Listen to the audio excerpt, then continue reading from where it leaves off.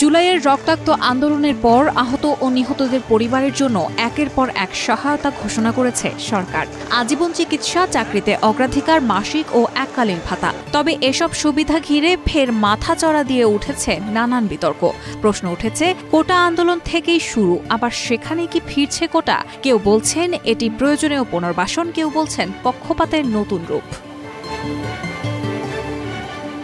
তবে বিশ্লেষকরা বলছেন, সমাজের সব স্তরের মানুষের অংশগ্রহণে আন্দোলন হলেও গুটি কয়েক মানুষের আলাদাভাবে সুযোগ সুবিধা দেওয়ার কারণে ভুয়া মুক্তিযোদ্ধাদের মতো নতুন করে সুবিধাভোগী শ্রেণী তৈরি হওয়ার শঙ্কা আছে। একই সাথে হতে পারে জুলাইয়ের রাজনীতিকরণও।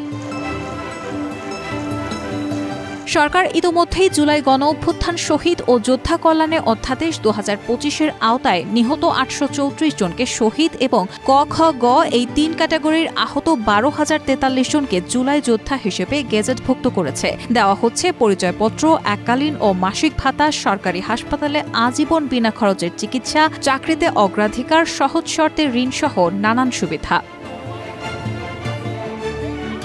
২০২৫-২৬ অর্থবছরের বাজেটে এই খাতে বরাদ্দ রাখা হয়েছে ৪০৫ কোটি ২০ লাখ টাকা, যা গত বছরের তুলনায় প্রায় দ্বিগুণ। শহীদ পরিবারের জন্য ৩০ লাখ এককালীন ও ২০,০০০ মাসিক ভাতা নির্ধারণ করা হয়েছে। ক, খ, গ শ্রেণীভুক্ত আহতরা পাবেন ৫, ৩ ও ১ লাখ টাকা এককালীন এবং ২০, ১৫ ও ১০,০০০ টাকা করে মাসিক ভাতা।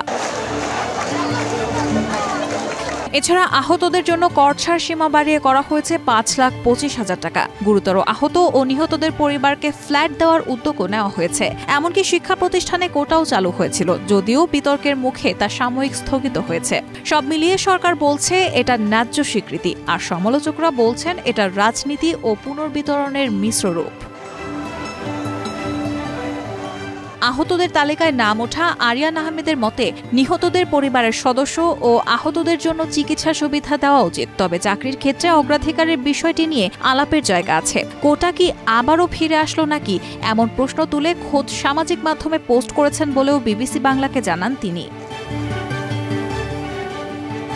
তিনি বলেন, আমার মনে হয় যোগ্যতার উপর নির্ভর করেই চাকরি দেওয়া উচিত। কোটা সিস্টেম চালু হচ্ছে বা বলছে, এটা টোটালি বন্ধ রাখা উচিত। যে কোটার জন্য এত যুদ্ধ করলাম সেটা যেন আবার চালু না হয়।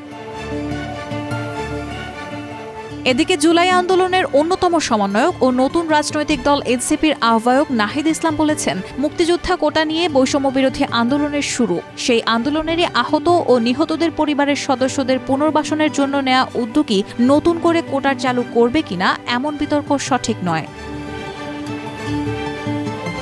তিনি আরও বলেন, আমরা তো ৫০ বছর পর আপনি যখন নাতিপতিদেরও কোটা দিচ্ছেন ৩০%, যেখানে ভুয়া মুক্তিযোদ্ধাও প্রবেশ করছে, তখন আমরা এই কোটার বিরুদ্ধে বলেছি যে এটা বৈষম্যমূলক। ফলে মুক্তিযোদ্ধা কোটার সাথে এই কোটার তুলনা হয় না। তুলনা হতো যদি তাদের সন্তান কয়েক প্রজন্ম এটা পায় বা তাদের এই কমিটমেন্ট দেওয়া হয়। তিনি আরও বলেন, জুলাই আন্দোলনে যে অন্ধ হয়েছে, পঙ্গু হয়েছে, যার পরিবারে একমাত্র উপার্জনক্ষম মানুষ মারা গেছে, সেই পরিবারটা কিভাবে চলবে? তার আর্থিক নিরাপত্তাটাই বা কি? এটা তো রাষ্ট্রকে দেখতে হবে, এটা আমাদের সবার দায়িত্ব। ফলে এটা আমি কোটা সিস্টেম হিসেবে দেখি না।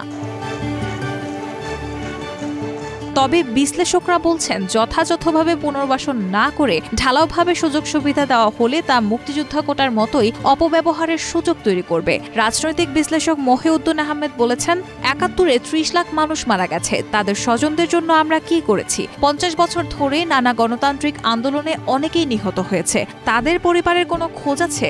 যারা অতীত ভুলে শুধু জুলাই নিয়ে পড়ে আছেন, তারা বাড়াবাড়ি করছেন। তার মতে, বিরাট একটি জনগোষ্ঠী এই আন্দোলনে অংশ নিয়েছিল।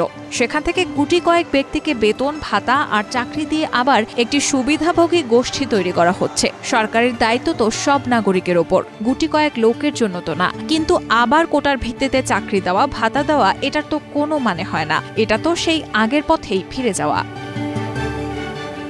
রাহানা মুন, প্রবাস খবর।